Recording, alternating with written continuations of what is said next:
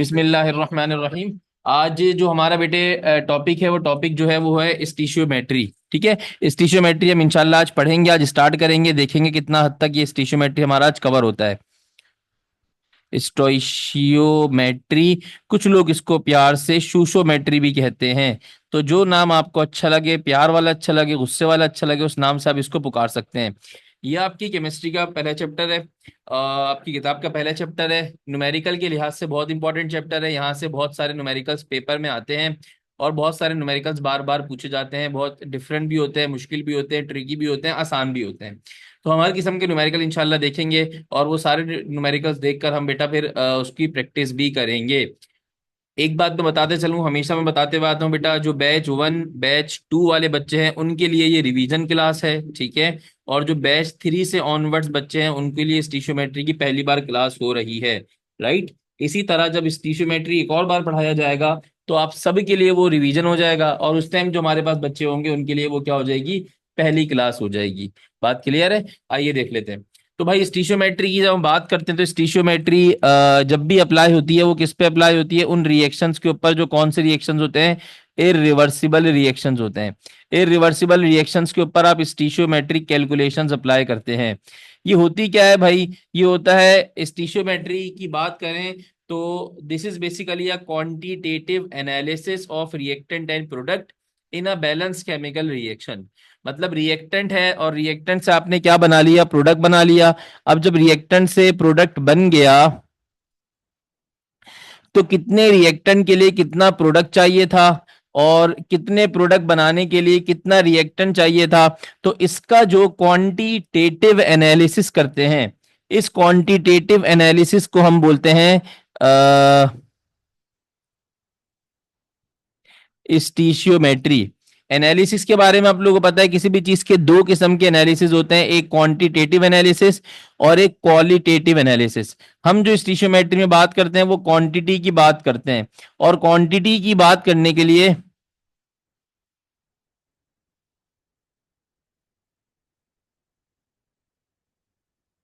Quantity की बात करने के लिए जब भी हमारे पास पूछा जाए तो कितनी चीजें होती हैं, क्वांटिटी की बात करने के लिए हमारे पास टोटल दो चीजें जिंदगी में मौजूद होती हैं।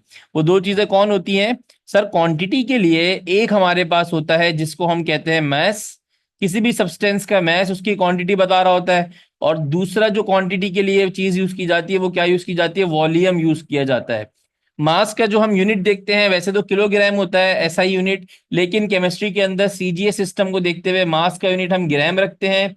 ठीक है, और वॉल्यूम का यूनिट हम क्या रखते हैं, सीएम क्यूब भी रख सकते हैं, डीएम क्यूब भी रख सकते हैं। जो आपको अच्छा लगे आप वो रख लीजिएगा। सवाल में आपको देख के फैसला करना होगा कि सीएम क्यूब रखना है या डीएम क्यूब रखना है। मैं यहाँ पे डीएम क्यूब लिख देता हूँ। कुछ किताबों के अंदर इसको लीटर भी कहा जाता है, डीएम क्यूब कहूं या लीटर भी कहूं, कुछ किताबों के अंदर ऐसे भी कहा जाता है। तो अब समझ में आया स्टीशियोमेट्री क्या है। Sir stoichiometry is basically a quantitative analysis of reactant and product in a balance chemical equation. Equation का बैलेंस होना जरूरी है। इक्वेशन अगर बैलेंस नहीं होगी तो आप क्वांटिटेटिव एनालिसिस नहीं परफॉर्म कर सकते, आप रिएक्शन के अंदर रिएक्टेंट और प्रोडक्ट का काम नहीं कर सकते। ये बात आपको लाजमी पता होनी चाहिए कि क्वांटिटेटिव एनालिसिस के अंदर इक्वेशन का बैलेंस होना जरूरी है। इक्वेशन बैलेंस नहीं तो आप कुछ भी नहीं कर सकते। तो अब इससे रिलेटेड तीन टॉपिक्स निकलते हैं यहाँ पर। वो तीन टॉपिक्स कौन कौन से निकलते हैं? एक निकलता है सर मास मास रिलेशनशिप, कि भाई रिएक्टेंट का मास और प्रोडक्ट का मास, रिएक्टेंट के मास से आप प्रोडक्ट का मास निकालो, this is called as mass mass relationship.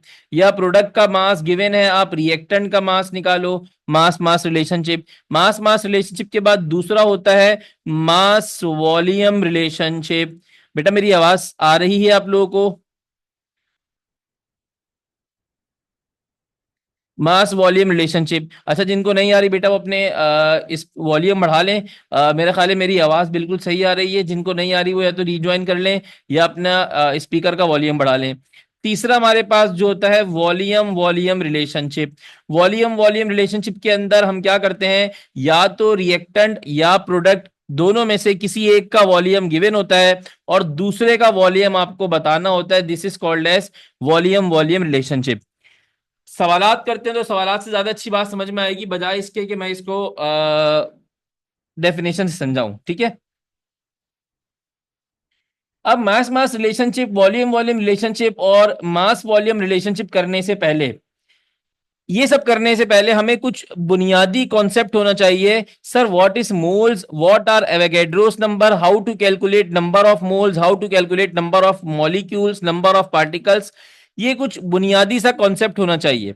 तो मोल्स का कॉन्सेप्ट आप लोगों को वैसे तो 9 क्लास में होता है, 9 क्लास से मोल्स पढ़ते हुए आ रहे हैं। अगर बच्चे आप लोगों ने पढ़ा है तो ये 8 क्लास के अंदर साइंस में भी पढ़ा होगा। क्या पढ़ते हैं, आइए इसको थोड़ा सा रिवाइज करते हैं कि भाई मोल्स को लेके हमने क्या पढ़ा है। सर मोल्स की बात करें तो मोल इज जस्ट नथिंग। मोल की अगर हम बात करें तो ये कोई नई चीज नहीं है, कोई मुश्किल चीज नहीं है। मोल कहता है भाई एटॉमिक मास, फॉर्मूला मास या मॉलिक्यूलर मास किसी भी एटम का या किसी भी आयन का या किसी भी मॉलिक्यूल का, अगर उसको ग्राम्स में एक्सप्रेस किया जाए तो वो क्या कहलाता है, आपका मोल कहलाता है। सर क्या डेफिनेशन, कि gram atomic mass, gram atomic mass, formula mass, ये सब अलग अलग चीजें हैं। क्या अलग अलग चीजें, मैं अलग अलग से डेफिनेशन ही बताता हूं। ग्राम मॉलिक्यूलर मास,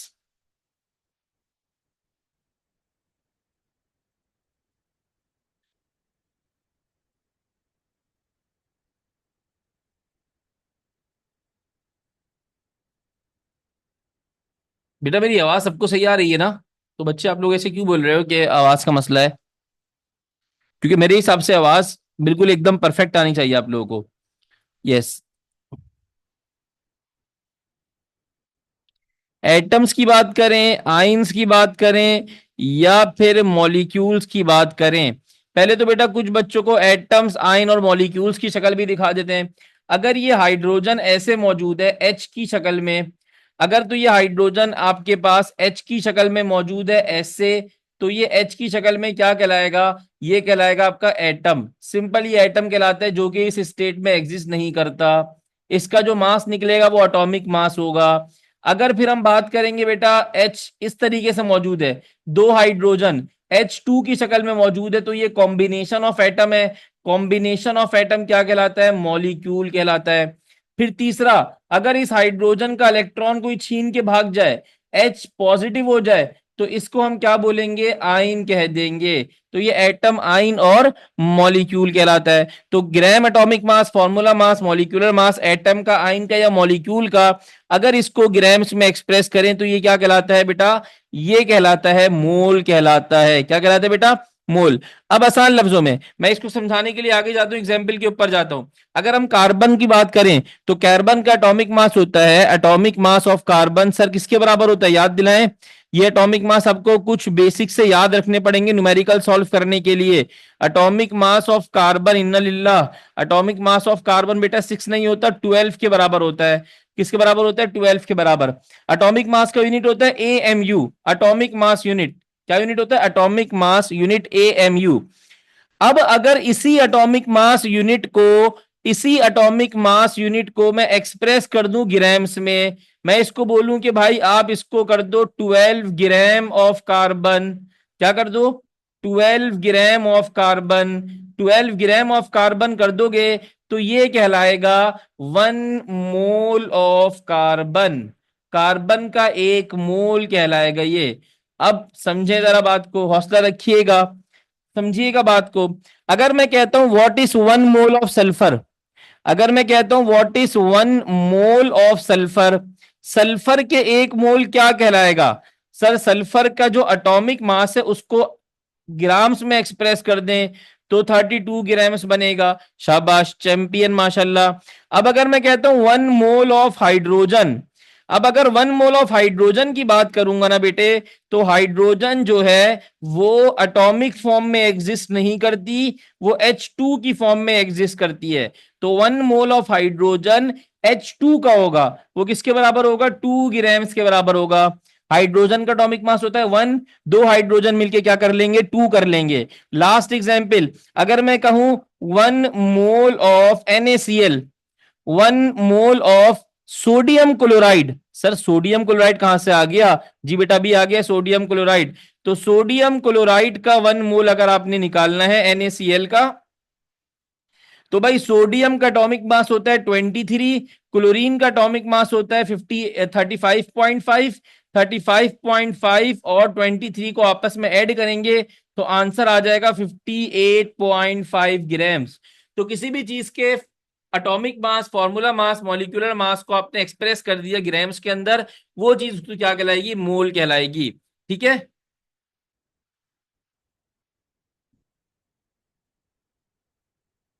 अब इसका फॉर्मूला क्या होता है, मोल्स कैलकुलेट कैसे करते हैं? तो नंबर ऑफ मोल्स कैलकुलेट करने का फॉर्मूला होता है, नंबर ऑफ मोल्स कैलकुलेट कैसे करते हैं, number of moles equals to mass of substance. जिस सब्सटेंस के आपने मोल्स निकालने हैं उसका मास पता होना चाहिए आपको, और उसके ही मास को डिवाइड कर देंगे एटॉमिक मास से और मॉलिक्यूलर मास से। अब ये बातें सिर्फ टर्मिनोलॉजीज की हद तक है, ये 9 क्लास के बच्चों को पता होनी चाहिए कि कब एटॉमिक मास लेना है, कब मॉलिक्यूलर मास लेना है। आप लोग एप्टीट्यूड के बच्चे हो तो आप लोगों को ये बात पता होनी चाहिए, इसमें कोई रॉकेट साइंस नहीं है भाई। एटॉमिक मास हम कब लेंगे, मॉलिक्यूलर मास हम कब लेंगे, इसमें आप लोगों को कोई टेंशन नहीं होनी चाहिए। एटॉमिक मास सर हम लेंगे जब किसी एटम की बात कर रहे होंगे, किसी एटम का मोल निकाल रहे होंगे। मॉलिक्यूलर मास हम तब लेंगे जब हम किसका मोल निकाल रहे होंगे, किसी मॉलिक्यूल का मोल निकाल रहे होंगे। मेक सेंस, क्लियर हो गया? ठीक है। हाँ बेटा, मैंने क्लास स्टार्ट करने से पहले कहा था कि ये रिवीजन क्लास है उन बच्चों के लिए जो बैच 1 के हैं, बैच 2 के हैं, और गालिबन बैच 3 को भी मैंने पढ़ा दिया था। उसके बाद ही बैच 3 को नहीं पढ़ाया था। बैच 3, बैच 4, बैच 5 के लिए फर्स्ट टाइम पढ़ रहे हैं, तो ये उनकी क्लास है। आप लोगों के लिए रिवीजन क्लास है, जो हमने आपसे रिवीजन की कमिटमेंट की थी ना। तो मैं दोबारा बता देता हूँ, जो मेरा बैच 1 का शहजादा बच्चा है और जो मेरा बैच 2 का शहजादा बच्चा है, उसका 95% कोर्स हमारा कंप्लीट हो चुका है, बैच 1 और बैच 2 वाले का। ठीक है। सिर्फ क्या रहता है, फर्स्ट ईयर में से एक सोल्यूशन एंड कोलाइड रहता है, सेकंड ईयर में से बेटा बायोकेमिस्ट्री या कुछ पोर्शन रहता है, तो वो हम कंप्लीट करेंगे तो उसका पूरा कोर्स कंप्लीट हो जाएगा। तो वो इतने खैर गैर मामूली चैप्टर है, इतने मुश्किल चैप्टर नहीं है, इतना मटेरियल उनमें से नहीं आते, इसलिए मैं उसको होल्ड करके मैं रिवीजन की तरफ आ गया हूँ। ठीक है।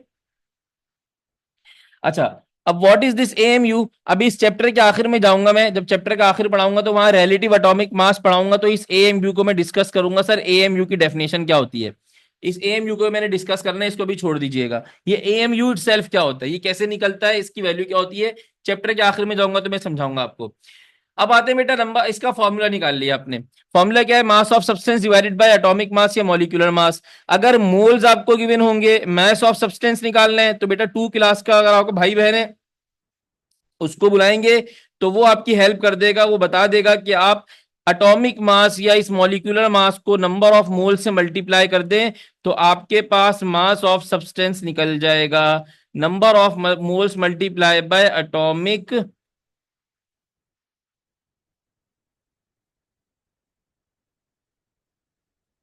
बेटा मैं उनसे भी स्लो पढ़ा रहा हूं जिनको मैंने फर्स्ट टाइम पढ़ाया था, टेंशन मत लें।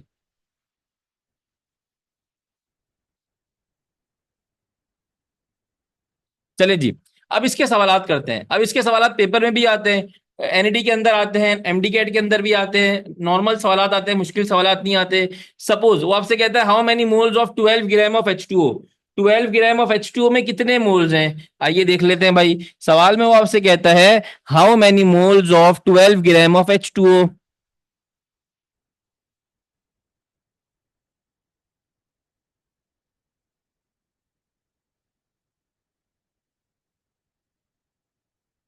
12 ग्राम ऑफ H2O में कितने मोल्स हैं, सही है जी, ये इसने सवाल पूछा आपसे। अब कोई टेंशन ही नहीं है, आपने इसका सोल्यूशन हाथ के हाथ ही कर लिया, आगे कर लिया सोल्यूशन इसका। क्या सोल्यूशन बनेगा इसका, जरा मुझे बताएंगे क्या सोल्यूशन बनेगा इसका। How many moles of 12 gram of H2O, मुझे निकालने हैं नंबर ऑफ मोल्स, मुझे क्या निकालने हैं बेटा, नंबर ऑफ मोल्स। इतना बड़ा बड़ा आपको लिखने की जरूरत भी नहीं है, एग्जाम में इतना टाइम नहीं होता। आपको कितना मास गिवन है, कितने मास का निकालना है, सर गिवन मास है 12 के बराबर। गिवन मास है 12 के बराबर। H2O का जो मॉलिक्यूलर मास होता है, H2O का निकालना है ना, तो H2O का मॉलिक्यूलर मास हाइड्रोजन का एटॉमिक मास होता है 1, दो हाइड्रोजन है, 1 मल्टीप्लाई बाय 2 क्या हो जाएगा 2। ऑक्सीजन का एटॉमिक मास 16, ये बेसिक से एटॉमिक मास आपको याद रखने हैं, hydrogen, oxygen, sulphur, carbon, chlorine, sodium, इनके याद रखने हैं। तो 16 + 2 क्या हो जाएगा 18। ठीक है जी, 16 + 2 18 आ जाएगा, तो ये आ जाएगा 1/3। 6 2 = 12, 6 3 = 18, तो ये आंसर आ जाएगा 2/3। जब 2/3 आ जाएगा तो इस 2/3 को डिवाइड करेंगे। अब यहां पर बेटा आज की क्लास तो हो गई है, कल की क्लास लेने से पहले जो सर बिलाल के लेक्चर्स आपके ग्रुप में मिलते रहते हैं, बेसिक मैथमेटिक्स 1, बेसिक मैथमेटिक्स 2, उसको देख कर बैठिएगा, क्योंकि हम यहाँ पर डिवाइड करना सिखाने में, मल्टीप्लाई करना सिखाने में, बगैर कैलकुलेटर के बच्चों को, जो एमडी कैट का बच्चा है या नस्ट का बच्चा है, नस्ट का तो केमिस्ट्री नहीं है, सॉरी नस्ट मुंह से निकलता रहता है, AKU का नम्स का बच्चा है, या हर उस यूनिवर्सिटी का बच्चा जहाँ कैलकुलेटर अलाउ नहीं है, वहां मैं अभी ये सिखाने नहीं बैठा हुआ। उसके लिए आपकी डिटेल वीडियो बनी हुई है, आप उसको देख लें एक बार, तो आप ये काम खुद से कर सकते हैं। तो 2/3 को डिवाइड करेंगे मैनुअली, तो आंसर आएगा 0.666 मोल्स। ठीक है, तो ये नंबर ऑफ मोल्स का एक सवाल बन जाता है, कभी आता भी है कभी नहीं भी आता। वैसे बहुत बेसिक सवाल है, काफी टाइम से मैं नहीं देख रहा, लेकिन पहले पूछे जाते थे। अब इसी तरह अगर वो आपसे पूछे how many moles of 50 gram of calcium carbonate, 50 gram of calcium carbonate के मोल्स जल्दी से निकाल के मुझे बताइए। अभी मैं नहीं करा रही, आप लोग खुद करेंगे।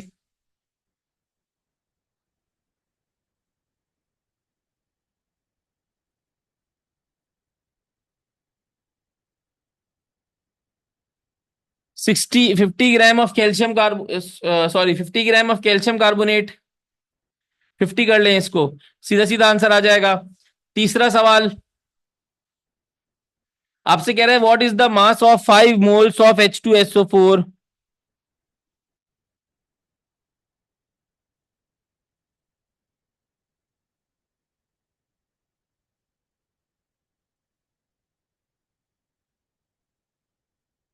तो इसका जो आंसर आएगा वो सबने निकाल लिया होगा मेरा ख्याल है, इसका आंसर आएगा हाफ 0.5 मोल्स। इसका आंसर कितना आएगा बेटा 0.5 मोल्स। कैसे बेटा, इसका एटॉमिक मास, इसका जो मास दिया हुआ है वो दिया हुआ है, कितना दिया हुआ है 50 ग्राम। इसका जो मॉलिक्यूलर मास निकलेगा वो 100 के बराबर निकलेगा, तो 50 डिवाइडेड बाय 100 आंसर क्या आ जाएगा 1.2। अब यहां पर जब करने जाएंगे what is the mass of 5 moles of H2SO4, तो भाई मास ऑफ H2SO4 निकालना है, तो sir what is the formula, हमारा फॉर्मूला क्या होगा। तो हम पहले बात करते हैं मास ऑफ H2SO4।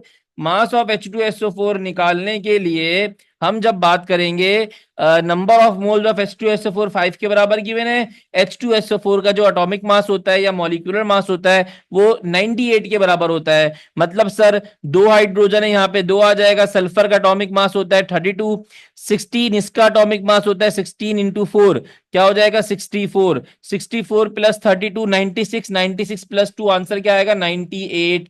तो 98 मल्टीप्लाई बाय 5 आंसर आएगा 490 grams. 490 grams would be your answer. ठीक है, तो ये बेसिक सवालात पेपर में आते हैं, आए हुए हैं, इसलिए मैंने इसके हवाले से आपको बता दिया। अब यहां पर हम बात करते हैं एक और टॉपिक की, मोल्स के बाद एवोगैड्रोस नंबर की। एवोगैड्रोस नंबर,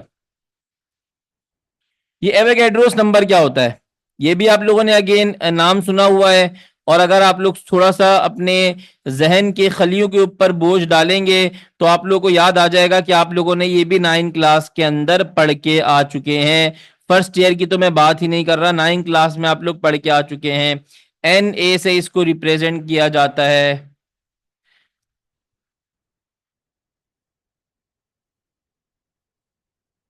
बेटा भी सारे एटॉमिक मासेस आते रहेंगे आगे, Ca का कैल्शियम का 40 होता है। अब एवोगैड्रोस नंबर एक सपोजिशन वैल्यू है, एक इलिस्ट्रेशन है, एक अजम्पशन है, एक हाइपोथेटिकल वैल्यू है, ख्याली वैल्यू है। और इस ख्याली वैल्यू पर पूरी साइंस डिपेंड करती है। अब सर ये ख्याल एवोगैड्रोस को तो 6.02 आया, मेरे पास ये ख्याली नंबर कुछ और आ सकता है, तो क्या मैं वो यूज कर सकता हूँ। बिल्कुल यूज कर सकते हैं। जहां जहां आपकी सुनी जाती है, आपको माना जाता है, वहां वहां आप इस नंबर को यूज करें, अपने न्यूमेरिकल सॉल्व करें। दुनिया के अंदर स्टैंडर्ड एवोगैड्रोस को माना जाता है लेकिन अगर आपको एवोगैड्रोस नहीं पसंद तो आप किसी ख्याली वैल्यू के ऊपर सारे न्यूमेरिकल सॉल्व कर लें। आप तो मान लेंगे, शायद आपके घर वाले ही मान लें, लेकिन एग्जामिनर या साइंस नहीं मानेगी। ठीक है, तो भाई एवोगैड्रोस नंबर की हम बात करते हैं। एवोगैड्रोस नंबर क्या होता है? 1 मोल ऑफ सब्सटेंस के अंदर, 1 मोल ऑफ सब्सटेंस में नंबर ऑफ एटम्स का होना, नंबर ऑफ आइंस का होना, या नंबर ऑफ मॉलिक्यूल्स का होना इन 1 mole of substance. 1 mole substance के अंदर आयन का होना,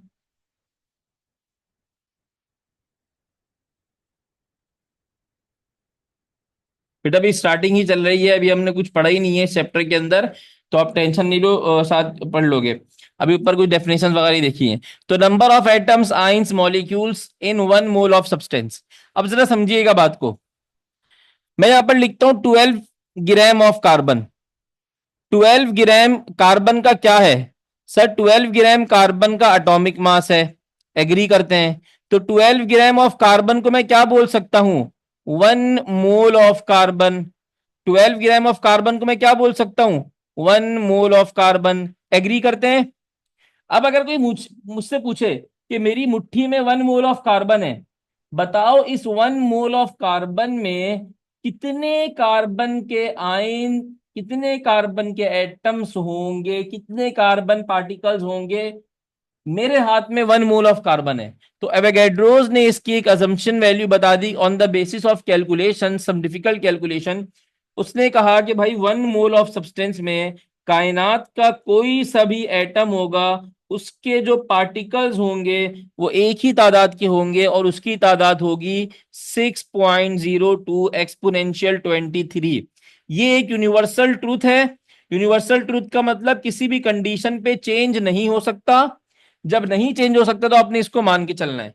तो 12 gram of carbon contains 1 mole of carbon. 1 mole of carbon में कार्बन के कितने एटम्स होंगे? 6.02 एक्सपोनेंशियल 23।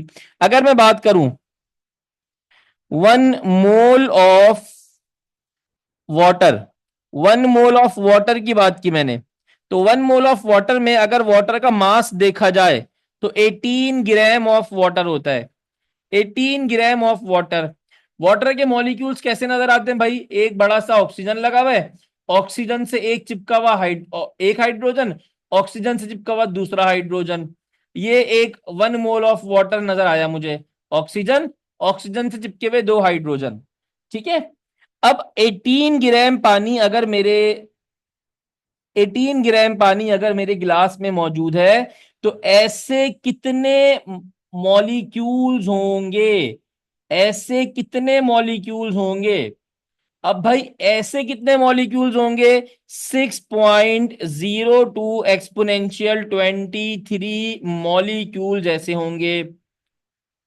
लेकिन अगर एग्जामिनर कहता है भाई एक 18 ग्राम पानी मेरे पास मौजूद है, अब जरा बताओ उसमें हाइड्रोजन कितने होंगे? तो बच्चे बोलेगा सर वही होगा, हाइड्रोजन भी जितने हाइड्रोजन भी सर वही होंगे जितने वाटर है। ऐसा ही होगा या नहीं होगा? हाइड्रोजन कितने होंगे? शाबाश। आई रिपीट, कुछ बच्चों ने बता दिया, कुछ गलत बता रहे हैं, कुछ सही बता रहे हैं। मेरा सवाल ये था कि भाई 1 मोल ऑफ वाटर है, मींस 18 ग्राम ऑफ वाटर है, उसमें इतने वाटर के मॉलिक्यूल्स हैं। एक मॉलिक्यूल ऐसा दिखता है, एक मॉलिक्यूल ऐसा दिखता है, सिंगल मॉलिक्यूल ऐसा दिखता है वाटर का। और ऐसे 6.02 एक्सपोनेंशियल 23 मॉलिक्यूल्स ऐसे होंगे। एक मॉलिक्यूल में 2 हाइड्रोजन है। एक मॉलिक्यूल में कितना हाइड्रोजन है? 2 हाइड्रोजन है। तो अगर मैं बात करूं कि भाई 6.02 एक्सपोनेंशियल 23, जिसको मैं एवोगैड्रोस नंबर कहता हूं, और जो 1 मोल ऑफ हाइड्रोजन के बराबर होता है, तो 1 मोल ऑफ वाटर में कितने नंबर ऑफ हाइड्रोजन होंगे? तो वो उसका मतलब होगा 6.02 एक्सपोनेंशियल 23 को मल्टीप्लाई करना होगा, 2 से मल्टीप्लाई करना होगा। न्यूमेरिकल है, अभी न्यूमेरिकल में हम ये बात करेंगे, अभी न्यूमेरिकल में ये चीज आएगी, परेशान मत हो, अभी न्यूमेरिकल में ये चीज आएगी।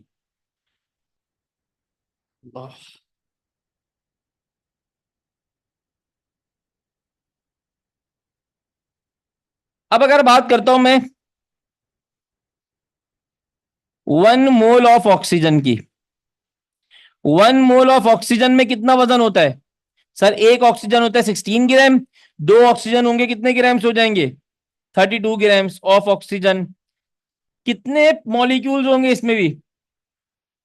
6.02 एक्सपोनेंशियल 23 मॉलिक्यूल्स होंगे। Make sense?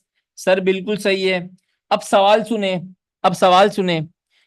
एक ऑक्सीजन का मॉलिक्यूल ऐसा दिखता होगा जिसमें दो ऑक्सीजन साथ होंगे।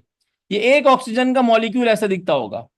अगर वो मुझसे पूछे एक मोल के अंदर इतने मॉलिक्यूल्स हैं, तो एक मोल के अंदर कितने एटम्स होंगे?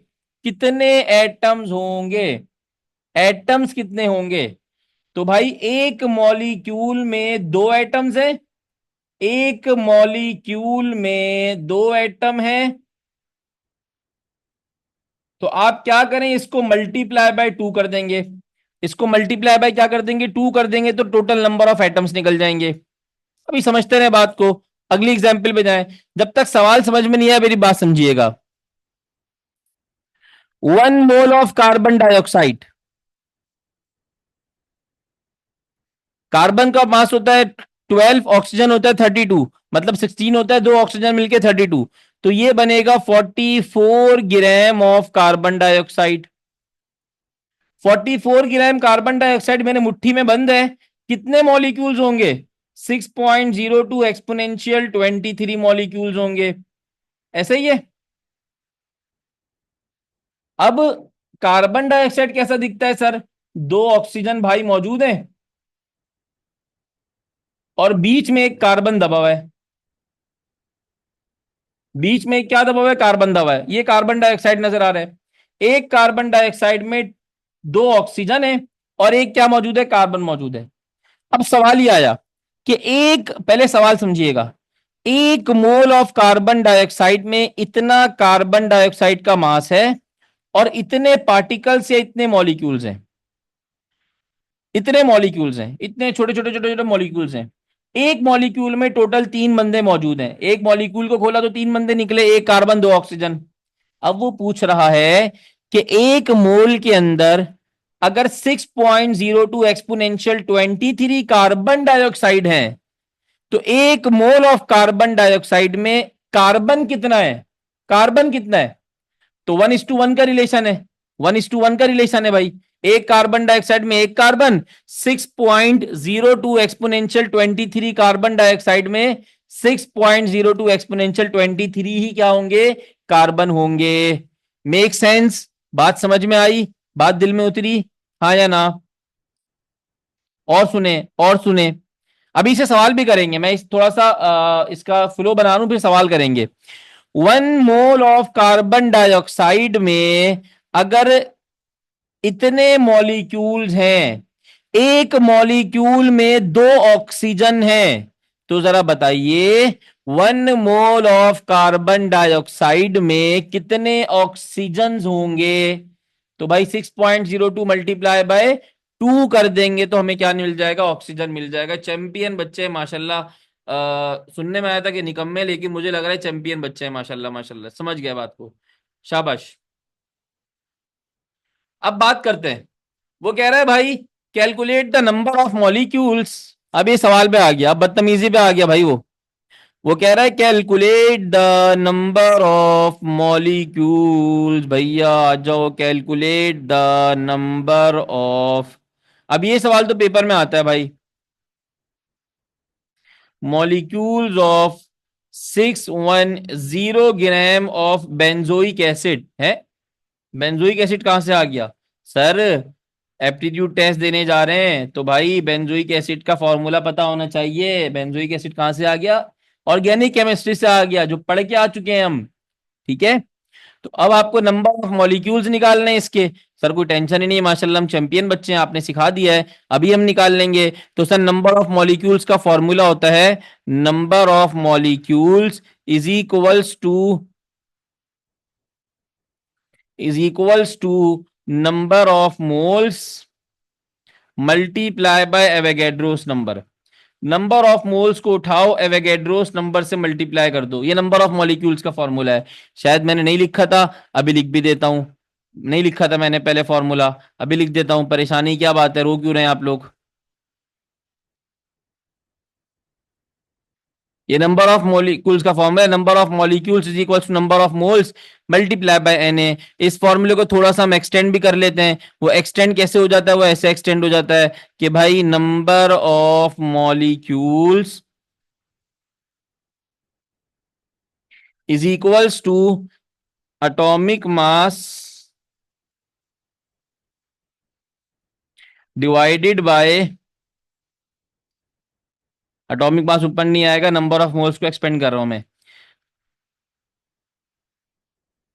Number of molecules divided by mass of substance जिसकी बात की जा रही है, डिवाइडेड बाय एटॉमिक, या तो एटॉमिक मास हो या उसका कौन सा मास हो, मॉलिक्यूलर मास हो, और मल्टीप्लाई बाय क्या हो जाएगा, एवोगैड्रोस नंबर। तो बहुत सारे चैंपियन बच्चों ने सवाल भी सॉल्व कर लिया जितनी देर में सर आप बात कर रहे थे।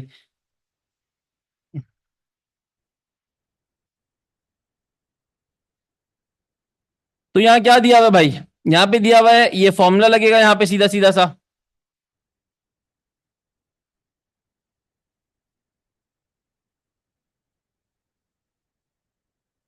यहाँ ये फॉर्मूला लग गया।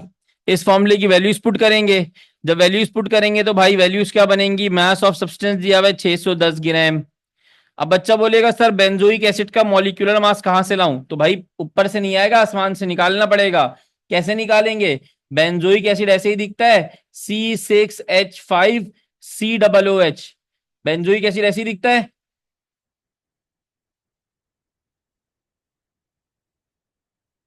तो इसको अब मिला के बोल दो, 7 कार्बन है, C7, 7 कार्बन है, 5 और 6, 6 हाइड्रोजन है, और 2 ऑक्सीजन है। ये बेंजोइक एसिड हो गया। अब इसका निकाल लो मास। क्या मसला है? 12 × 7 होगा, 12 × 7 होगा, +1 × 6 होगा, +16 × 2 होगा 32। 12 को 5 से मल्टीप्लाई किया तो 60, 12 को 6 से मल्टीप्लाई किया तो 72, 12 को 7 से मल्टीप्लाई किया तो 84। 84 + 60 क्या हो, 84 + 6 क्या हो जाएगा? 90। 90 + 132 क्या हो जाएगा? 90 + 32 वुड बी इक्वल्स टू 122। तो इसका आंसर आएगा 122। तो आप क्या करोगे भाई? 122 नीचे रखोगे, मल्टीप्लाई बाय क्या कर दोगे? Avogadro's number. जब ये मल्टीप्लाई करोगे तो द आंसर वुड बी, ये आंसर आएगा 122 वन जा 122 फाइव जा, मेरा ख्याल है 5 ही आना चाहिए। तो आंसर आएगा 5 मल्टीप्लाई बाय 6.02। तो 5 मल्टीप्लाई बाय 6.02 एक्सपोनेंशियल 23। 6.02 को उठा के 5 से मल्टीप्लाई करोगे तो what would be the answer? अब इसके आंसर अलग अलग आ सकते हैं, 2 एक्सपोनेंट में भी, 3 एक्सपोनेंट में भी। तो आपने डिपेंड करता है आपका आंसर के एग्जामिनर ने ऑप्शन क्या दिया हुआ है। एग्जामिनर ने क्या ऑप्शन दिया हुआ है, आपका आंसर उस चीज पर डिपेंड करता है। तो 6.02 मल्टीप्लाई बाय 5 कर दो, आंसर वुड बी 30.1।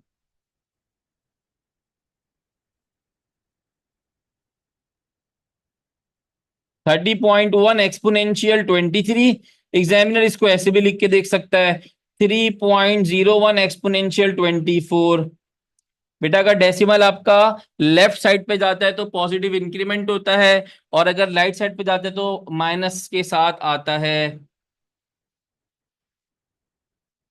ठीक है। अब अगला सवाल जल्दी से आप लोग कर लें। Calculate the number of atoms. ये हिला दिया सवाल, अभी एग्जाम में आया हुआ है भाई, ये एग्जाम में सवाल आया हुआ है। अब देखते हैं कितने बच्चे पहले तो मैं डेयरी मिल्क दे दिया करता था बच्चों को, लेकिन आज का बाइकआउट चल रहा है डेयरी डेयरी मिल्क का। तो कोई पाकिस्तानी चॉकलेट मुझे पता नहीं है भाई कौन सी है। जुबली पाकिस्तानी चॉकलेट थी या नाउ? भाई जो भी पाकिस्तानी चॉकलेट है वो मिल जाएगी आपको ये खाने से, ये क्या नाम है, ये आंसर निकालने से। Calculate the number of atoms, अपना अपना एड्रेस भेज दीजिएगा, एक चॉकलेट आ जाएगी आप लोग घर पे। Calculate the number of atoms of 49 gram of H2SO4।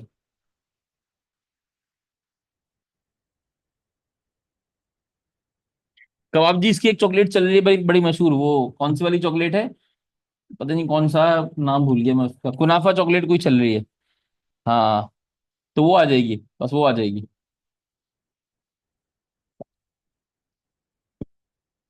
चलिए सवाल करेंगे, फिर नमाज का ब्रेक लेंगे।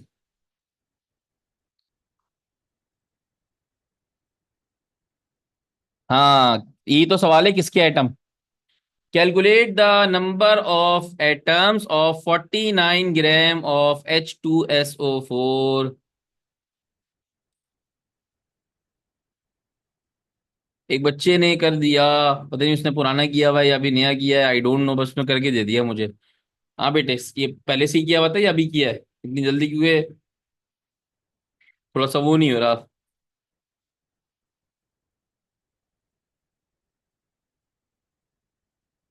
तो भाई इसका आंसर क्या निकला?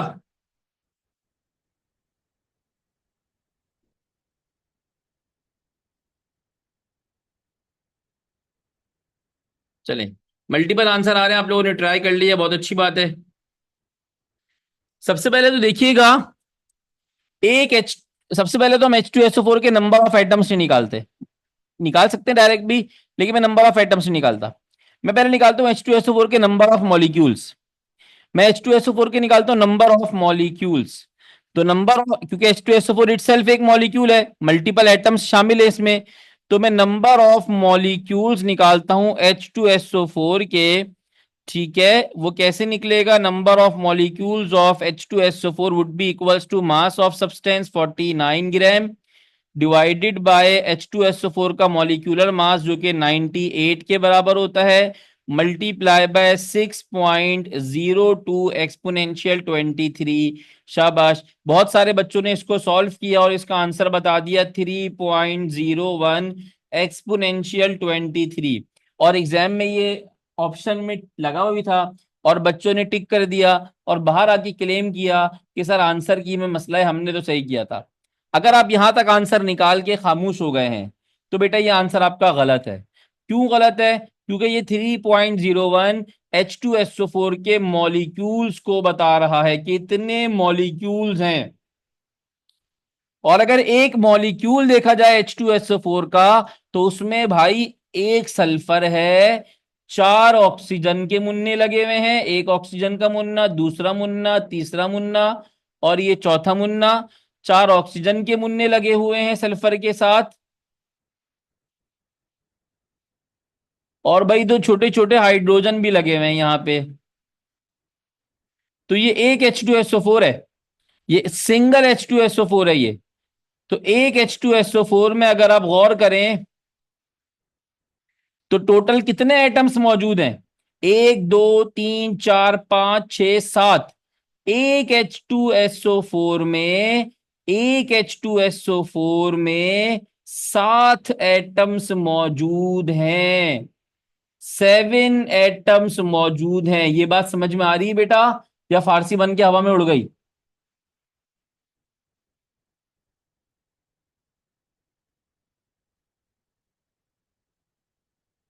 बेटा ये बात समझ में आ रही है या फारसी बन के हवा में उड़ गई?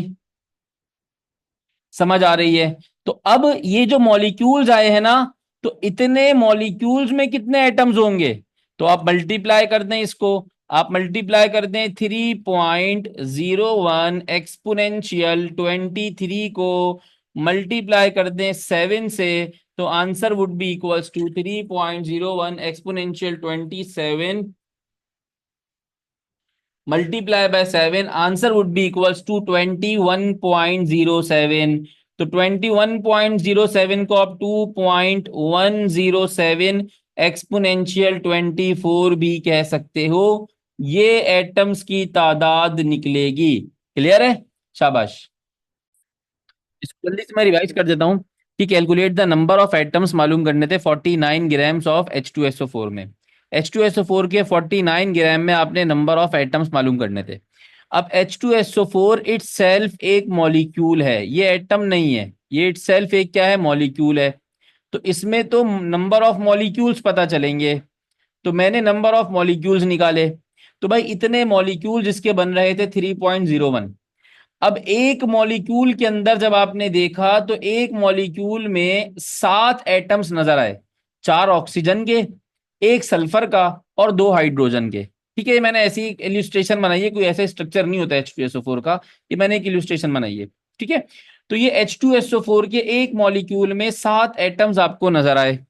जब 7 एटम्स मेरा बेटा आपको नजर आए तो आपने बोला कि अगर एक घर में एक घर में समझिएगा बात को, एक घर है, उस एक घर में कितने बंदे मौजूद हैं? 7 बंदे मौजूद हैं। एक घर है, उस घर में 7 बंदे मौजूद हैं, 7 बंदे रहते हैं। ऐसे 10 घर और हैं, ऐसे 10 घर मान ले और मौजूद हैं जिसमें 7 7 7 7 7 बंदे रहते हैं। तो टोटल कितने बंदे, कितने लोग आपके पास मौजूद हैं? तो आप क्या करेंगे? आप क्या करेंगे? आई रिपीट, मैंने मिसाल दी कि एक घर है, उस घर में 7 अफराद है और ऐसे 10 घर हैं, तो टोटल नंबर ऑफ अफराद कितने होंगे? तो सर आसान है, एक घर में 7 अफराद हैं, टोटल 10 घर हैं, 7 × 10, 70 लोग मौजूद हैं टोटल। ऐसे ही है। तो ये आपका घर है 3.01 एक्सपोनेंशियल 23, ये आपके बहुत सारे घर हैं और हर घर में 7 अफराद हैं, हर घर में 7 अफराद हैं। तो टोटल नंबर ऑफ अफराद, टोटल नंबर ऑफ एटम्स क्या हो जाएंगे? This multiply by 7। इस पूरे को उठा के हम किससे मल्टीप्लाई कर देंगे? 7 से मल्टीप्लाई कर देंगे। तो इसलिए मैंने 7 से मल्टीप्लाई किया। अभी न्यूमेरिकल आगे भी है, तो ये थोड़ा से 1 2 सवाल और करेंगे तो ये चीज क्लियर हो जाएगी, मुश्किल चीज नहीं है ये।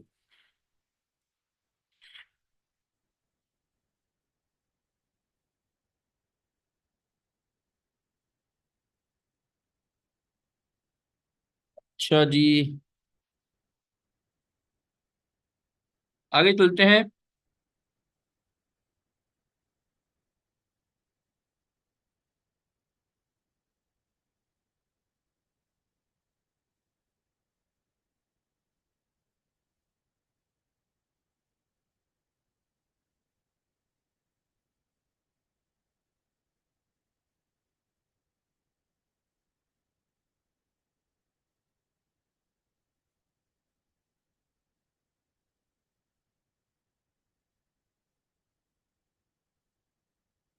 यस, इंडिविजुअल एटम भी इलेक्ट्रॉन्स भी फाइंड कर सकते हैं भाई, अभी हम इस तरह भी देखते हैं।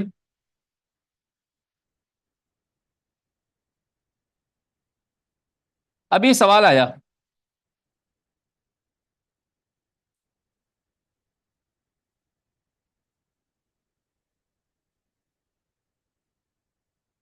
कहाँ चला गया मेरा ये? एक सवाल आया भाई, यस।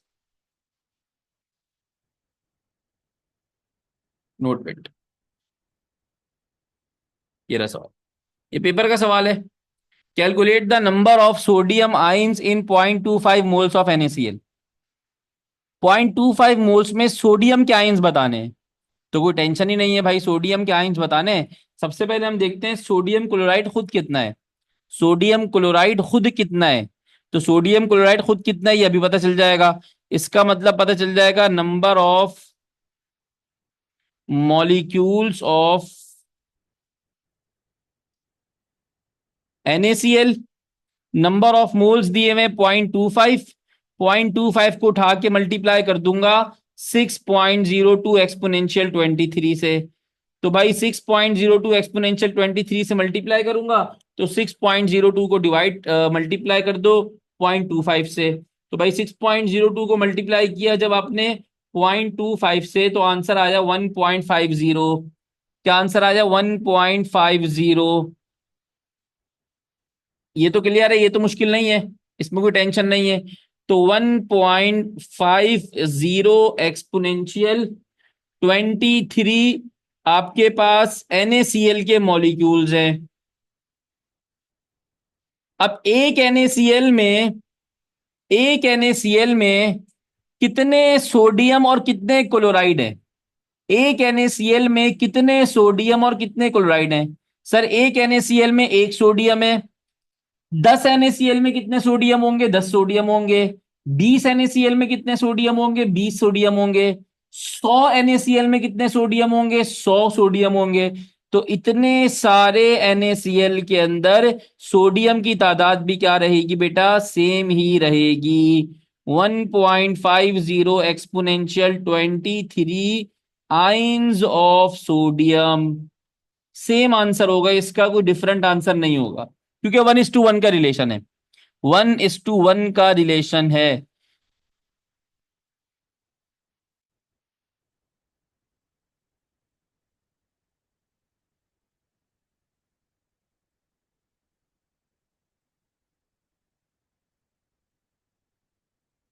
अभी अगली एग्जाम्पल पे चलते हैं, अगली एग्जाम्पल पे चलते हैं, परेशान मत हो।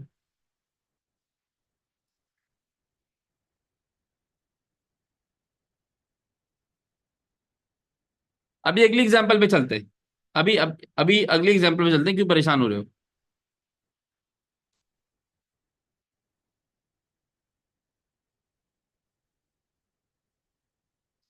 ये कह रहा है, ये एक और ये अगेन पास्ट पेपर में सवाल आया हुआ है ये। इसके सवाल इसी तरीके से आते हैं। अब इसको जरा देखें। सारे सवालों की लॉजिक एक ही है। किसी एक सवाल पे आपकी लॉजिक बैठ जाएगी ना, तो सवाल आपको क्लियर हो जाएगा।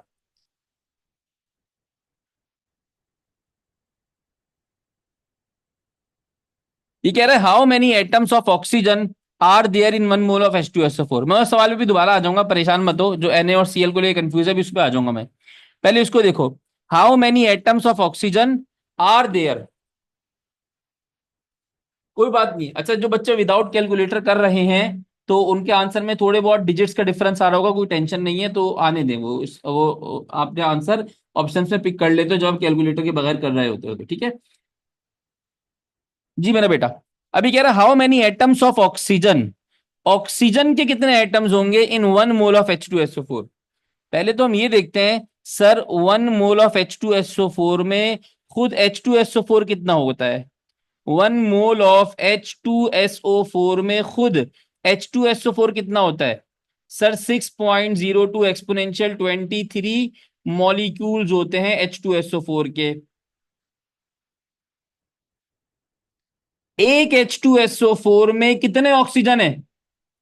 एक H2SO4 में कितने ऑक्सीजन है, सिर्फ इस बात का जवाब दें। चार। सबको नजर आ रहे हैं। दो H2SO4 में कितने ऑक्सीजन हो जाएंगे। चार मल्टीप्लाई बाय दो। 10 H2SO4 में कितने ऑक्सीजन हो जाएंगे। चार मल्टीप्लाई बाय 10। 1000 H2SO4 में कितने ऑक्सीजन होंगे। चार मल्टीप्लाई बाय 1000। इतने H2SO4 में कितने ऑक्सीजन होंगे। तो चार मल्टीप्लाई बाय 6.02 एक्सपोनेंशियल 23।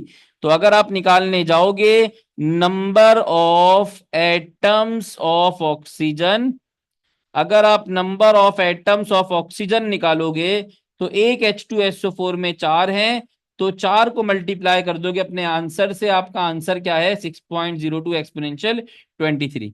तो 4 × 6.02, इसका आंसर आ जाएगा 24.08 एक्सपोनेंशियल 23, इसका आंसर आ जाएगा। ठीक है। 2.408 भी कह सकते हो। अच्छा। अब सर वो NaCl वाले बात को थोड़ा सा एक बार बेसिक से समझा दें। बिल्कुल बता देता हूं, कोई परेशानी नहीं है।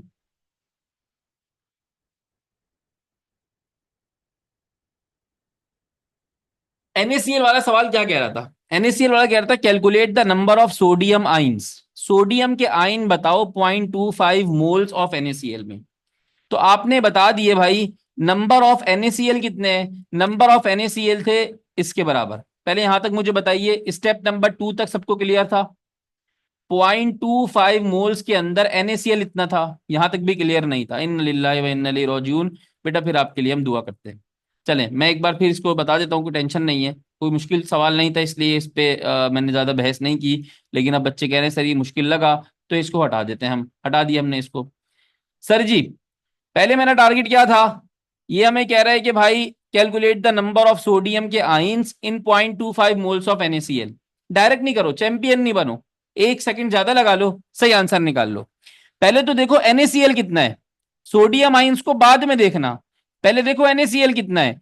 तो number of molecules of NaCl किसके बराबर होगा भाई?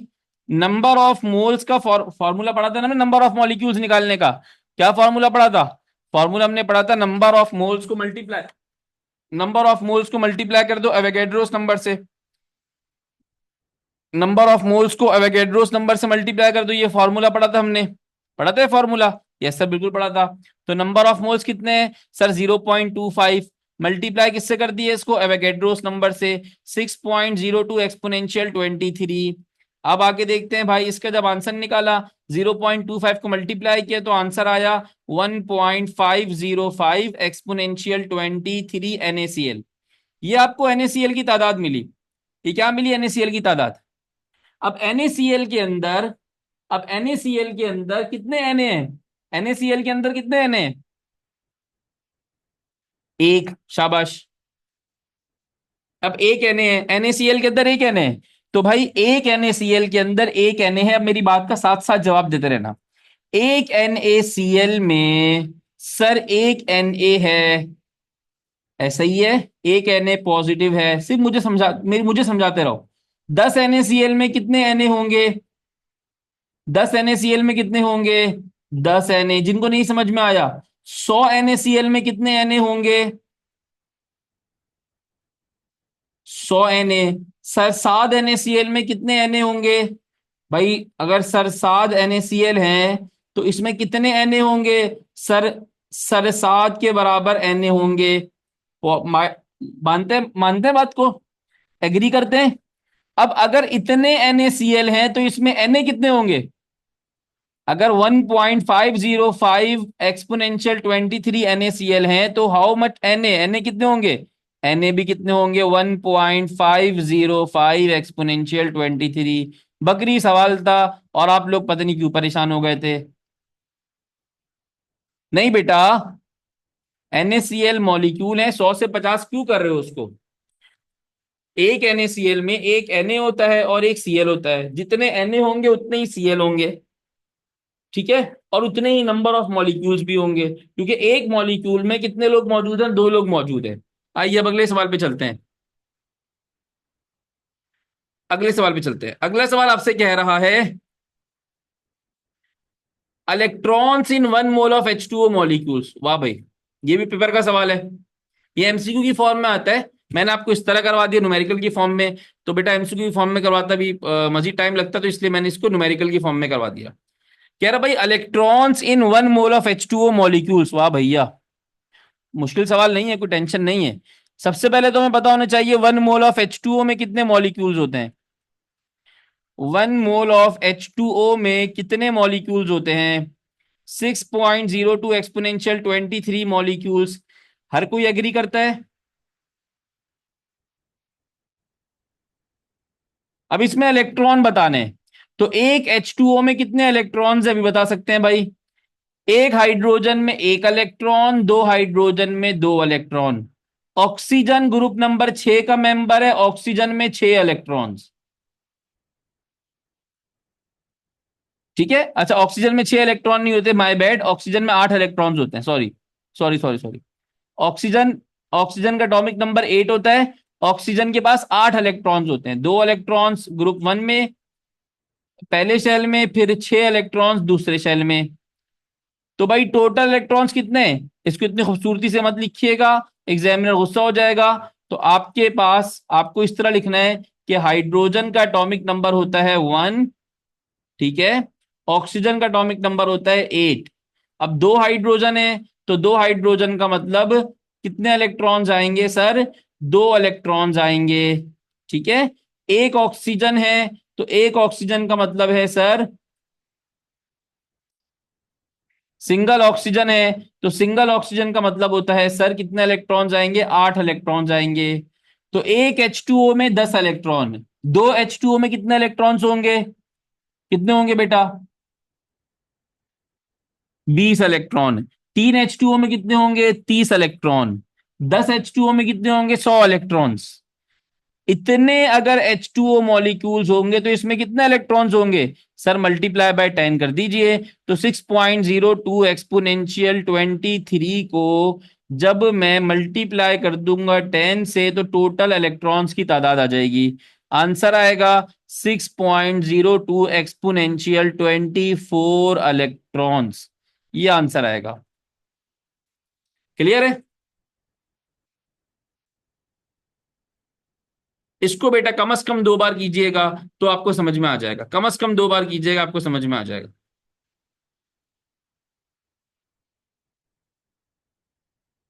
चलें, एक सवाल आपके लिए होमवर्क। ये आपका होमवर्क है। जब ये सवाल समझ में आ जाए तो फिर ही होमवर्क पे हाथ डालिएगा।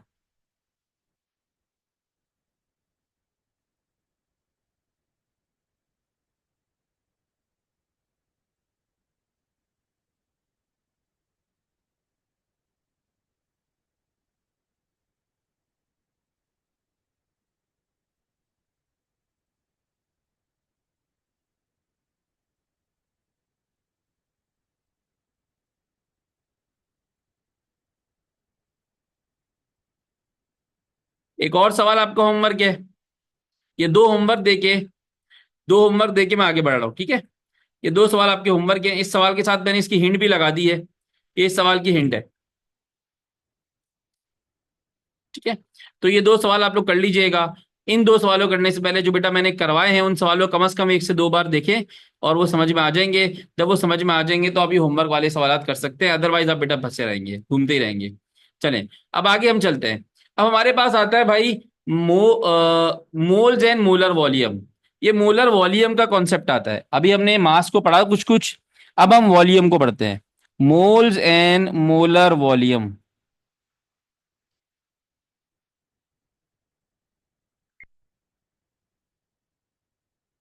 मोल्स एंड मोलर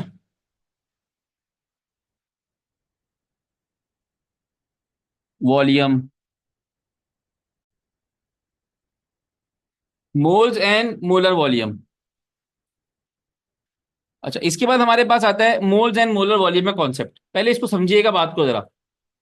अभी मैंने एक बात बताई, अभी मैंने आपको एक बात बताई, किसी भी सब्सटेंस का 1 मोल ऑफ एनी सब्सटेंस हो, किसी भी सब्सटेंस का 1 मोल हो, 1 मोल ऑफ एनी सब्सटेंस हो, तो वो किसके बराबर होता है? सर वो किसके बराबर होता है? या तो उसके एटॉमिक मास के, या फिर उस सब्सटेंस के मॉलिक्यूलर मास के, या उसके एटॉमिक मास के, या उसके molecular mass of that substance के। ये बात हमने पढ़ी है। लेकिन ये तो रिलेशन हो गया मोल्स का मास के साथ। मोल्स का वॉल्यूम के साथ क्या रिलेशन होता है ये अभी हमने पढ़ना है। मोल्स का वॉल्यूम के साथ क्या रिलेशन होता है वो अभी हमने पढ़ना है। अब हम बात करते हैं किसकी? गैसेस की। अब हम बात किसी कर रहे हैं? गैसेस की। तो अगर आपके पास किसी भी गैस का 1 मोल पाया जाता है, अगर आपके पास किसी भी गैस का 1 मोल पाया जाता है, 1 mole of any gas at standard temperature and pressure, standard temperature और प्रेशर पर 1 मोल किसी भी गैस का पाया जाता है, तो वो बेटा बराबर होता है, उसका वॉल्यूम फिक्स होता है, और वो वॉल्यूम होता है 22.41 D M cube. 22.41 D M cube. अगर कोई गैस आपके पास 1 मोल मौजूद है at standard temperature and pressure, तो उस 1 मोल ऑफ गैस का जो वॉल्यूम होगा ना, वो 22.41 डी एम क्यूब के बराबर होगा। दिस 22.41 डी एम क्यूब, ये 22.41 डी एम क्यूब उस गैस का क्या कहलाएगा? मोलर वॉल्यूम कहलाएगा। ये क्या कहलाएगा बेटा? उस गैस का मोलर वॉल्यूम। अब ये एसटीपी क्या लिखा है? Standard condition of temperature and pressure. तो स्टैंडर्ड टेम्परेचर होता है 0 डिग्री सेल्सियस और स्टैंडर्ड प्रेशर होता है 1 एटमॉस्फेरिक प्रेशर। अब सर अगर ऐसा हो कि आपके पास 1 मोल नहीं गिवन, 10 मोल गिवन है, तो सर फॉर्मूला क्या बनेगा? कितना वॉल्यूम होगा? तो फॉर्मूला इसका बहुत सिंपल है भाई। किसी भी गैस का वॉल्यूम निकालना है at standard temperature and pressure, तो क्या फॉर्मूला बनना चाहिए इसका? Volume of any gas at standard temperature and pressure बराबर किसके होता है? Number of moles, number of moles multiply by molar volume के। Number of moles multiply by molar volume के। बेटा नहीं, वो रूम टेम्परेचर होता है, स्टैंडर्ड टेम्परेचर जो होता है वो 0 डिग्री सेल्सियस होता है। 25 degree Celsius is your standard, नहीं रूम टेम्परेचर होता है, ठीक है, स्टैंडर्ड रूम टेम्परेचर कहलाता है। इन्ना लिल्लाह। तो वॉल्यूम ऑफ गैस अगर आपको निकालना है किसी भी सब्सटेंस का, तो वो क्या होगा? उसके नंबर ऑफ मोल्स मल्टीप्लाई कर लो आप किससे? मोलर वॉल्यूम से, तो आपका आंसर आ जाएगा। अब इसका सवाल, what volume of oxygen gas in 1.5 moles at STP. ये सवाल देखें और मेरे फॉर्मूले को समझें और आंसर निकालें। What volume of oxygen gas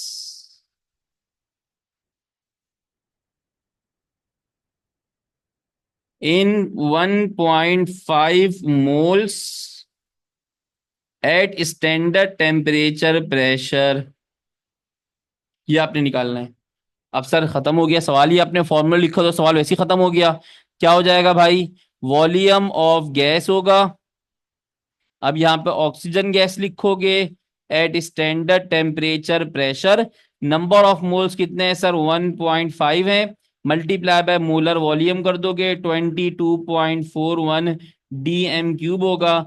answer क्या आ जाएगा? 1.5 मल्टीप्लाई बाय 22.41, 22.41 मल्टीप्लाई बाय 1.5 कर दो। ठीक है, बेसिक मैथमेटिक्स की क्लास लेके लाजमी बैठना। तो समथिंग अराउंड 33 आएगा आंसर, मुझे एग्जैक्टली भी नहीं पता चल रहा क्या आ रहा है।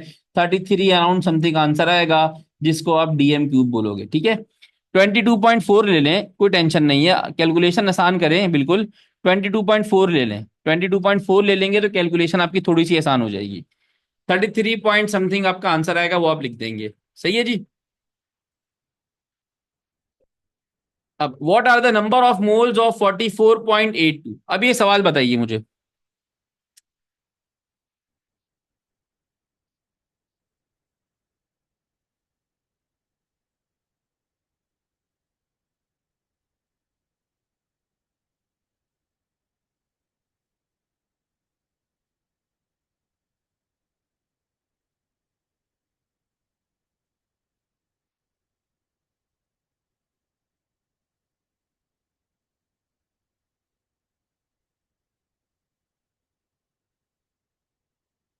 ये सवाल लिखा हुआ है।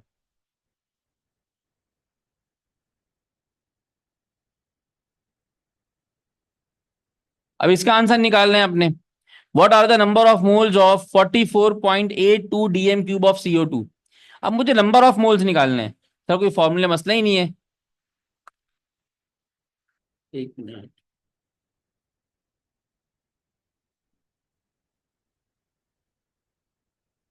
अब मुझे क्या निकालने? नंबर ऑफ मोल्स निकालने हैं, ठीक है।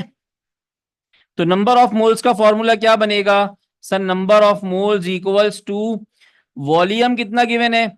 नंबर ऑफ मोल्स का वॉल्यूम गिवन है 44.82, तो 44.82 को डिवाइड कर दूंगा 22.41 से, सीधा सीधा आंसर जो आएगा वो किसके बराबर आ जाएगा? 2 मोल्स के बराबर आ जाएगा। तो इस किस्म के सवाल इस टिश्योमेट्री से आते हैं। ये बेसिक किस्म के सवाल होगा। अब इसके बाद आपकी स्टीशियोमेट्री स्टार्ट होती है, और उस स्टीशियोमेट्री के अंदर आपने रिलेशन पढ़ना होता है, मास मास रिलेशन, मास वॉल्यूम रिलेशन और वॉल्यूम वॉल्यूम रिलेशन के सवाल करने होते हैं। अब हम उन सवालों की तरफ बढ़ते हैं, अपने टॉपिक की तरफ बढ़ते हैं। ये तो बेसिक्स थे, बेसिक्स हमने कवर कर लिया अल्हम्दुलिल्लाह। अब हम चलते हैं किसके पास? मास मास रिलेशनशिप।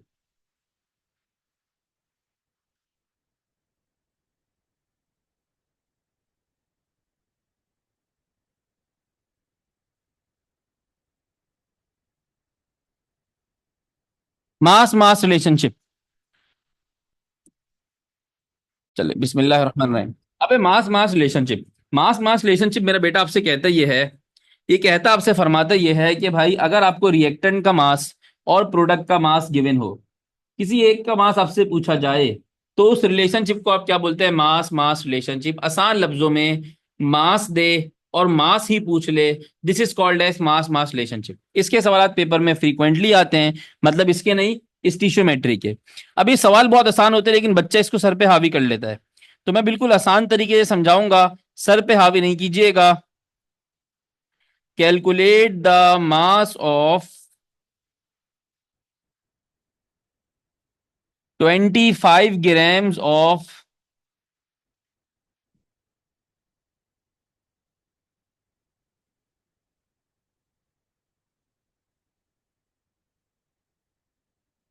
ये मैंने सवाल थोड़ा सा स्टाइल में लिख दिया। Calculate the mass of calcium oxide and carbon dioxide which is produced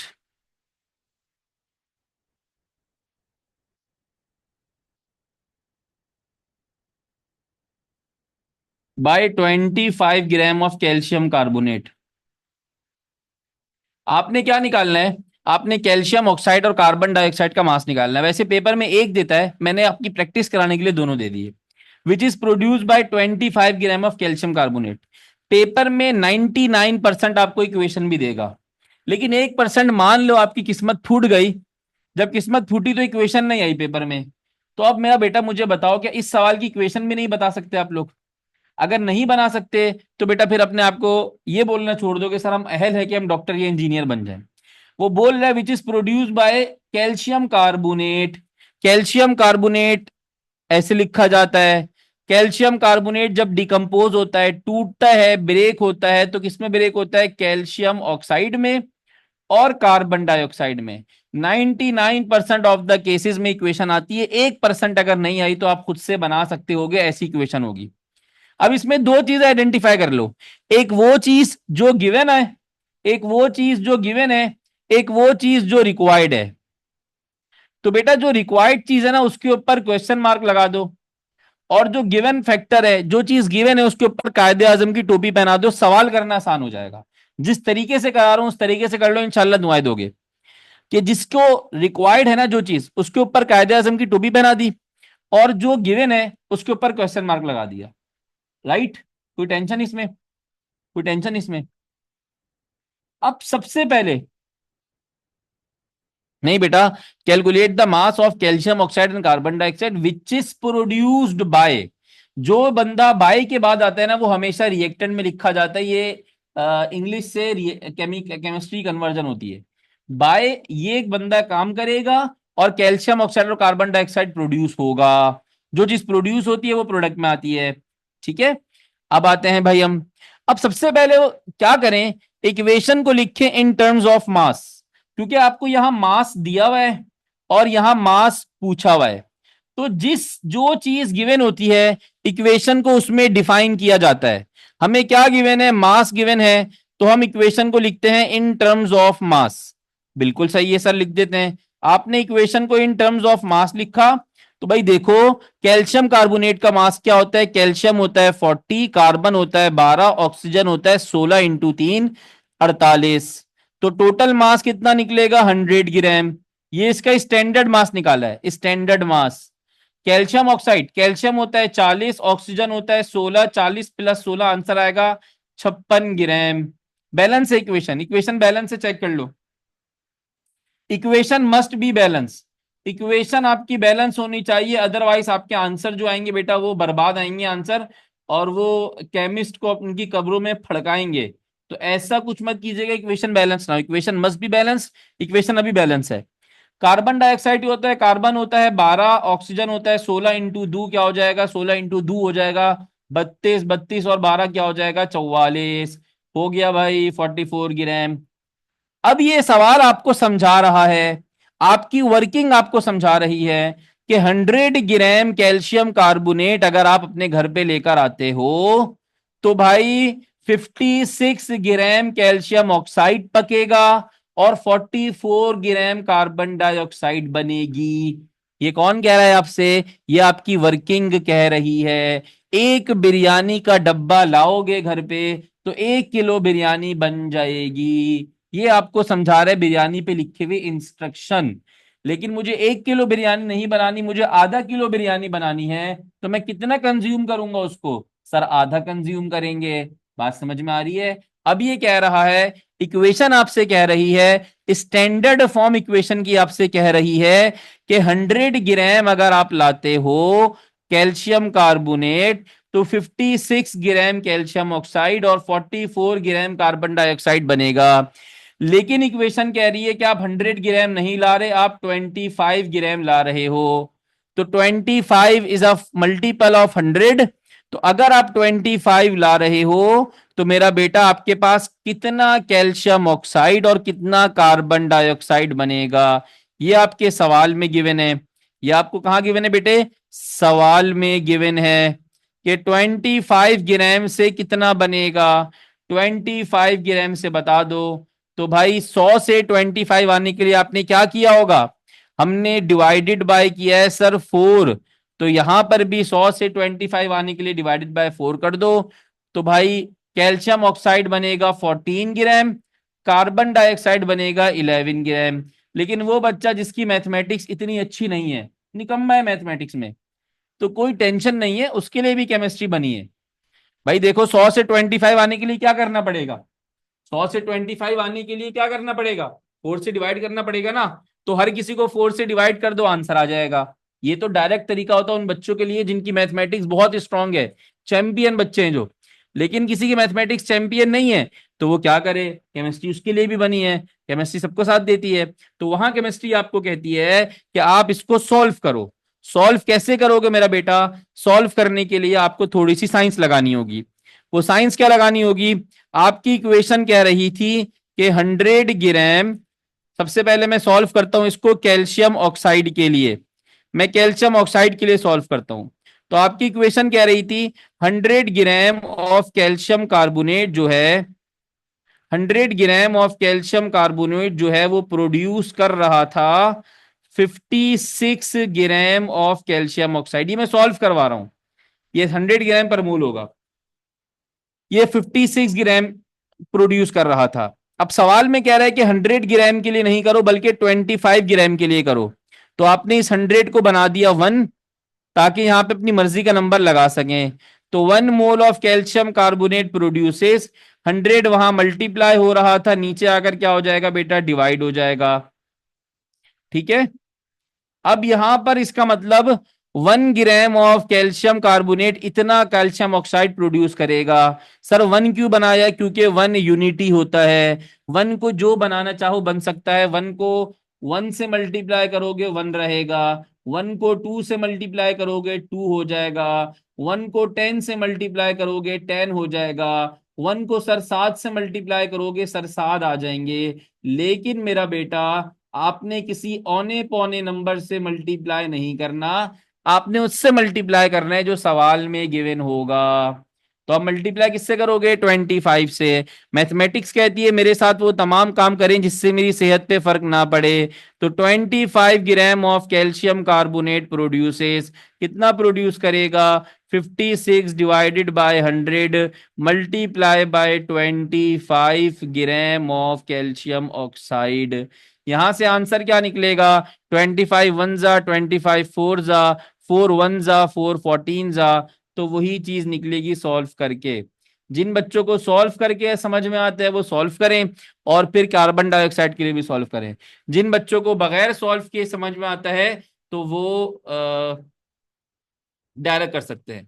जी बेटा, वॉल्यूम गैसेस का होता है, वॉल्यूम जो होता है वो गैसेस का होता है। अब अगला सवाल है, calculate the mass of KCl and oxygen.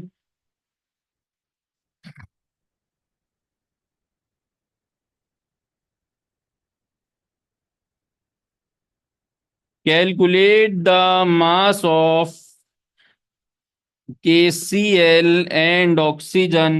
Oxygen और KCl का मास निकालो, obtained by the decomposition of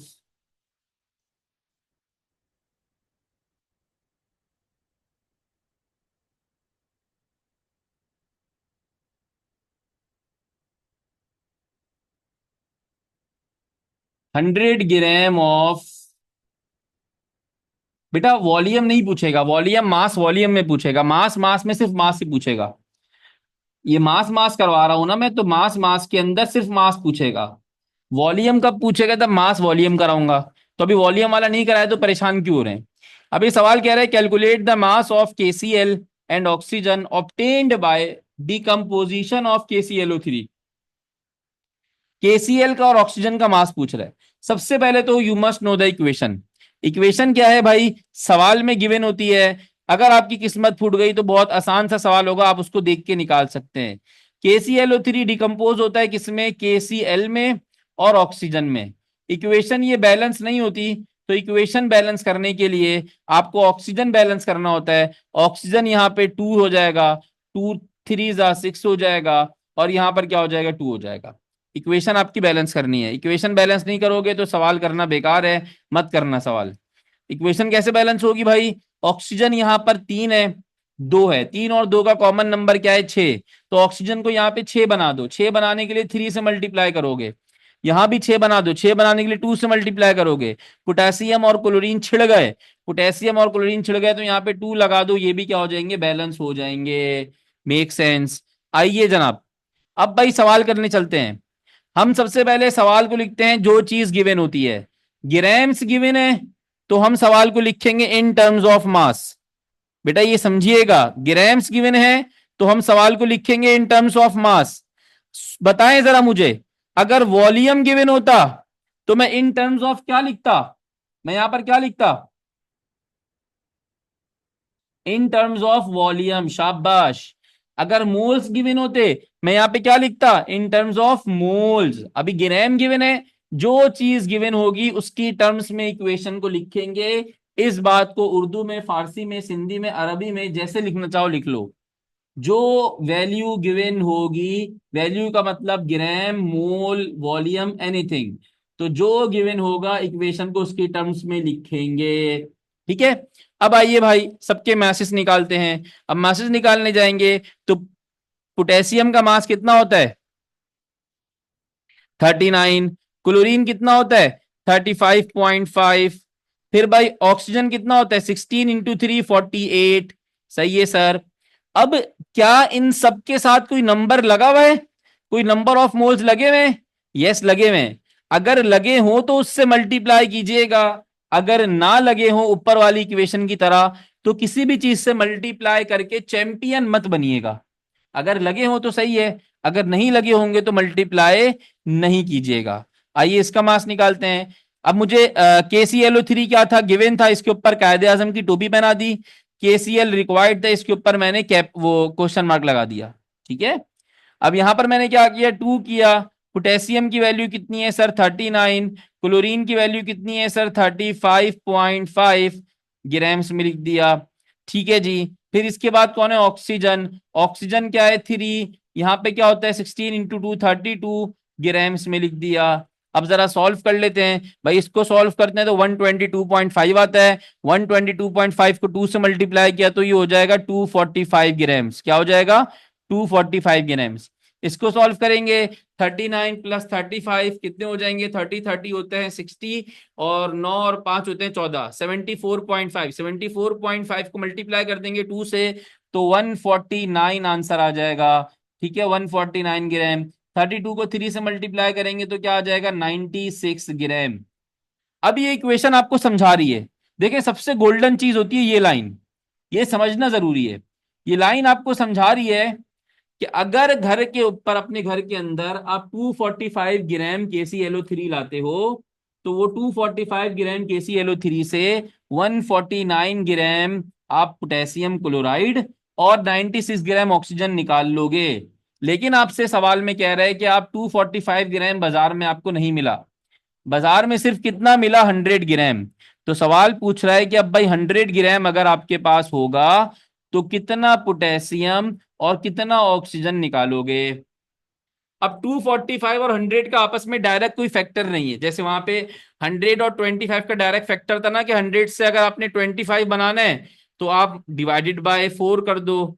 तो यहाँ कोई फैक्टर नहीं है, या फैक्टर निकालना आसान नहीं है, कॉम्प्लेक्स होगा। तो इसको सॉल्व करो भाई, सॉल्व करो, जिंदगी छुड़ाओ, जिंदगी मुकाओ। पहले KCl निकालते हैं, 1 मिनट में सॉल्व करना सिखाता हूं अब मैं। पहले तो लंबी की थी ना, अब लंबी नहीं करूंगा, अब डायरेक्ट सिखाऊंगा। कि भाई आपको पता है कि आपके घर में 245 ग्राम KClO3 लाओगे तो 245 ग्राम KClO3 प्रोड्यूस करेगी कितनी बेटा? 149 ग्राम क्या प्रोड्यूस करेगी बेटा? KCl प्रोड्यूस करेगी। आपके पास कितनी थी? 100। तो यहां पे आप 100 लिख दो। लिख दिया 100। 100 ग्राम ऑफ KClO3 प्रोड्यूसेस, यहाँ पे 245 था तो 245 नीचे आकर क्या हो जाएगा बेटा? डिवाइड हो जाएगा। और 100 आप लेकर आए थे, मैथमेटिक्स कहती है मेरे साथ वो तमाम काम करें जिससे मेरी सेहत पे फर्क ना पड़े। तो आपने यहां पे 100 लगाया है, तो आपको दूसरी तरफ भी 100 लगाना पड़ेगा। तो आंसर क्या आ जाएगा?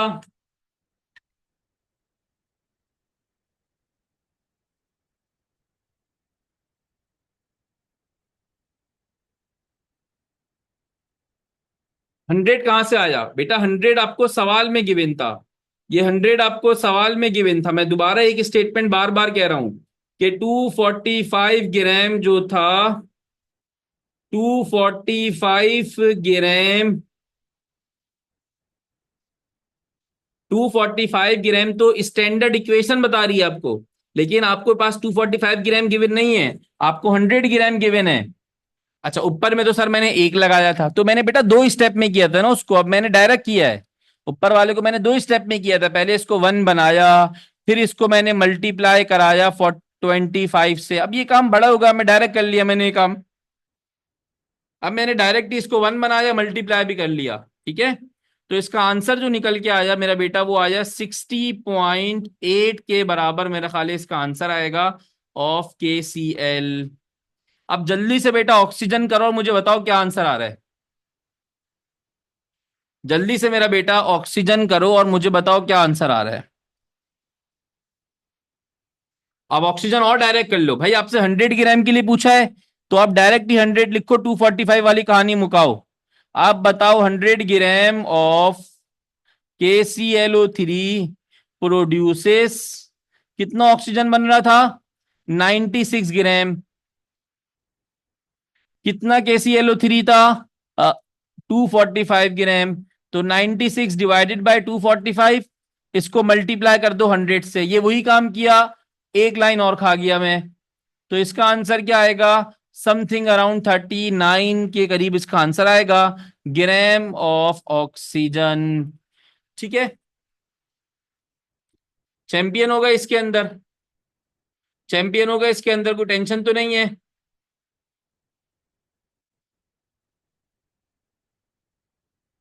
सही।